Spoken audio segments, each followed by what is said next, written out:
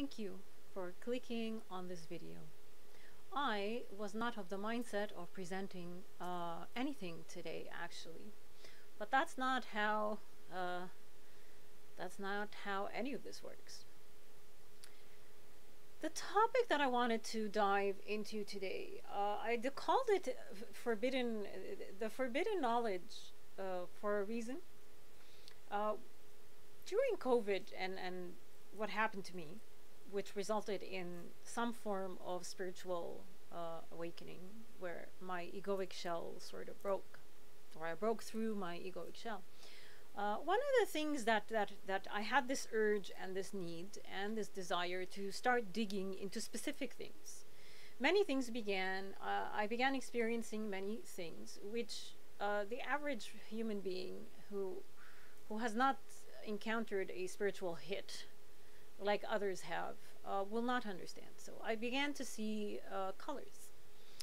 The colors are blue and red, deep blue and deep red. And these colors would appear usually when my eyes are closed. The other thing I began to see was geometric shape, very complicated, complex, multi-patterned geometric shapes. When this just it was so fascinating to me, and I knew I wasn't crazy because I wasn't acting crazy, and I wasn't having crazy thoughts. It was just an experience that I was going through. So I started digging and looking into ancient symbolism and sacred geometry, and I came across a lot, actually. I came across a lot that ties in with things like the Salem witch hunts and the inquisitions that happened throughout human history. It is my understanding that I'm not trying to push conspiracy theories. This is just how I have pieced things together. They make sense to me this way. This forbidden knowledge was literally stopped dead in its tracks for being disseminated throughout humanity and to progress. For whatever reason back then, it seems like they did succeed. But this knowledge remains in the Aboriginal cultures, in the ancient Egyptian cultures, in the Mayan cultures, even Hawaii. Please do check the description. You're going to find a very interesting link that might help you understand this presentation deeper, or it might send you on your own research. But I would truly urge you to check out the description, read the article, and try to wrap your head around all of this, please. So part of the forbidden knowledge is something called universal laws. And I do apologize if you're going to see my gaze going back and forth. I did have to write some notes down. This video specifically, I would like to focus on the law of attraction. That's the law that is a lot of us talk about. If you watched, I think that book and that movie were very gimmicky, and they were done in a very not to dump on humans, but in a very greedy and earthly way. The Secret. But that's the basis of that book, even though it was they really screwed up the messaging and ended up offending. I find that they ended up offending people. But that's besides the point. The law of attraction is what I would like to discuss here with you today. The same way we have laws of nature, like Newton's law, which governs gravity, there is such a thing called spiritual laws. Spiritual laws are not taught to us. This is part of the forbidden knowledge. So here are people like me bringing forth this knowledge again, because we've unearthed it, because we were stuck for the past 2.5 years trying to figure out what to do with ourselves. The universal laws that have been lost, I'm going to list them for you. I might comment on a few, but the list is long. I cannot go through all of these today. So whatever ones you would like me to go through, I would truly appreciate it if you would comment and let me know which ones you'd like me to dive into. The first one is the law of divine oneness. The law of divine oneness states that we are all connected. At a core level, we are all connected, which is interesting to me because when you hate somebody and you say, I hate this person, or I hate that person, or this person did this to me, it's funny. I find it funny because you're essentially hating yourself. And I know this won't make a lot of sense to people. But again, I would urge you to go click on the description and read. Read the article that is linked there. So even though we are not, we are all connected, and that includes animals, insects, fish, birds, everything. We are not a collective. And this is, I find, where we deviate. And then you end up with things like cults and religion, especially if the religion is very oppressive and controlling, like the part of the world where I come from. That's a very important law. It's called the law of divine oneness. If there is one law that I would love for humanity to begin to understand, it would be this one. I believe this law will fix so much of what we're going through, and it is, to me, it's more important than the law of attraction, but whatever. A law is a law. The second law is the law of vibration. And if this ties into quantum physics, everything, including you, including the table that you're leaning on, including the chair you're sitting on, is made up of particles that are in constant motion that is very specific. The frequency that is emitted by this object or this person or this element or this thing is very specific to it, to them. So you, watching this video right now, thinking what this crazy woman is babbling about, you emit a frequency. You emit a vibration, and that vibration the universe responds to by sending you things that match your vibration. I'm going to go into the law of attraction now, and I don't want to do that just yet. Then we have the law of correspondence. The law of correspondence, essentially, your reality is because of everything that you think, say, act, and do. Then you have the law of attraction. The law of attraction, I went into it a little bit with the law of vibration. But the law of attraction, let's wait. Let me finish the list. The next one is the law of inspired action. Then you have the law of perpetual transmutation of energy, where this is an interesting law. But if you are feeling stuck right now in your life, this is a law that you should probably start learning about and digging into, because this law states that you have it within you to change all and any circumstances that you find yourself in. No one else, only you, is capable of doing this. The next law is the law of cause and effect. Then you have the law of compensation. And then you have the law of relativity. This is an interesting law which might give rise to some conflict depending on if it's misunderstood or if it's misexplained or misspoken or misrepresented. But meaning is given to things. Everything on its own is neutral until it is compared to something else. That is what the law of relativity means. After that, you have the law of polarity, whereas everything has an opposite. The law of perpetual motion and rhythm, which is nothing in this universe lasts. The only constant is change. Let that sink in.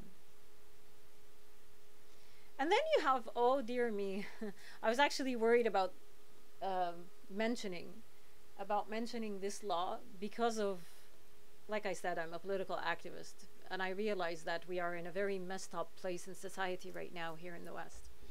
But the last law is the law of gender, which basically signifies so uh, feminine, masculine, yin, yang.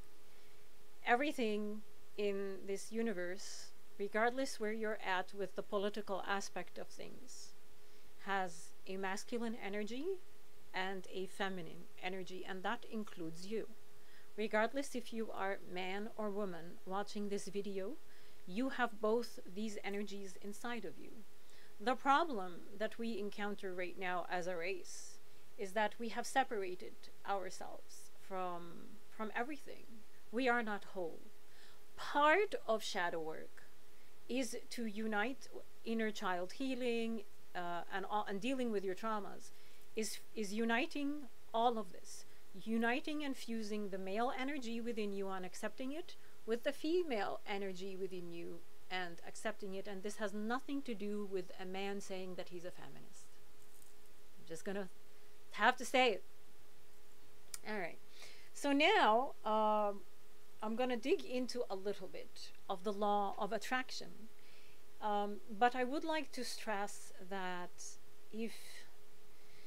if you're basing any type of, if you've tried to practice the law of attraction based on the book The Secret and the movie and it didn't work for you, there's a reason it didn't work for you. It wasn't meant to work. Like I said, that the representation of the law of attraction that came out through that book, although it was fine, but it doesn't work. It doesn't work. It's based on human greed. It's not good. So the law of attraction asserts that you receive what you attract with your thoughts, with your emotions, and with your actions. In other words, it reflects your self-worth and the mindset in this world. There is something very important to remember here, and I feel that this is where people lose their path and lose their way and begin to practice this law in a way that's wrong. You have to remember that negative thoughts, having negative thoughts, or having a negative conversation with someone is not the end of the world. People go very wrong with this law, and I just have to spend a specific amount of time talking about this, because I went to massage school and there was a lot of energy workers and healers there who shunned me. This was before I don't want to say woke up, because I'm not fully awake yet. I'm in the process still, like many others. But when I began to spiritually, before I began to spiritually wake up, I went to massage school, and I was an extremely negative human being. Extremely negative, angry. So the healers and the workers there and the people that were positive, they were positive with their words. They like to say good things, but then they were quite mean to me, and they were quite cruel and dismissive, and they would lie and they would betray and they would just treat me like shit. I'm not here to complain that people treated me like shit. I'm just saying, if you're trying to follow the law of attraction, there's a way to follow it, and it's not by passing judgment on those that are negative, on those that are talking to you in a negative manner, even those who are completely unconscious and are trying to pull you down into their negativity. You don't pass judgment on them. You don't treat them like garbage, like filth, and you don't make them feel bad about themselves and shame them and dismiss them. That's not how the law of attraction works. You need to have compassion and empathy for where they are and understand what is happening. You need to understand that you have a duty to remain positive inside without treating other people like garbage. Because when you say that I'm positive and I emit positive vibrations and I only want to attract positive things, and yet your actions toward a fellow human who is unconscious are awful, how do you expect the universe to respond to you? Do you expect to receive good things? Do you deserve to receive good things? So yeah, the universal law of attraction does not punish people for being pessimistic. on occasion. But rather, the law dictates that if you desire something and you truly believe that you are worthy of it, then, and that you will and you can obtain it, then you will. Who is anyone to get in your way? The universe will simply deliver this for you. But you have to be authentic. You have to not lie. That's it. You have to not lie to yourself. So saying good words, oh, I have to be positive, and not use negative words. This is, I see people get into, they play games with their own minds. You can't trick your own mind. You can't trick the universe, actually. You can't trick the universe. Saying good words while inside you're filled with hate, envy, anger, jealousy. What's the point of saying good words? You're lying to yourself, and the universe can see right through it. So that's the presentation that I had for you today, which wasn't planned, but you can thank the universe for it. Please let me know if it helped you at all. I do realize that I'm very energetic during these presentations.